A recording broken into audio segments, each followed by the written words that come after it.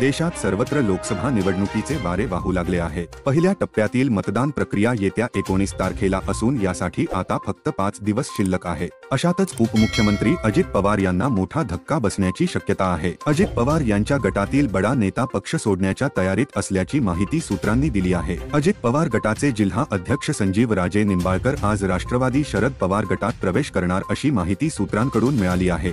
आज संध्याकाळी संजीव राजे निंबाळकर यांचा शरद पवार गटात पक्ष प्रवेश होण्याची शक्यता आहे। संजीव निंबाळकर हे रामराजे निंबाळकरांचे पुतणे आहे। शरद पवार गटाकडून अजित पवार गट तसेच भाजपलाही धक्का बसला आहे। भाजप नेते धैर्यशील मोहिते पाटील हे देखील आज सायंकाळी राष्ट्रवादीत पवार गटात दाखल होतील अशी शक्यता आहे। आज संध्याकाळीच त्यांचा पक्ष प्रवेश होणार अशी चर्चा सुरू आहे। धैर्यशील मोहिते पाटील माढा लोकसभा मतदारसंघातून इच्छुक उमेदवार आहे, मात्र भाजपने रणजित सिंह निंबाळकर यांना महायुतीची उमेदवारी दिली, त्यामुळे धैर्यशील मोहिते पाटील नाराज होते। धैर्यशील मोहिते पाटील यांनी चंद्रशेखर बावनकुळे यांना थेट राजीनामा पत्र पाठवले आहे। माढामध्ये अद्यापही महाविकास आघाडीचा उमेदवार ठरलेला नाही, त्यामुळे महाविकास आघाडीतून माढाची जागा धैर्यशील मोहिते पाटील यांना मिळण्याची शक्यता आहे।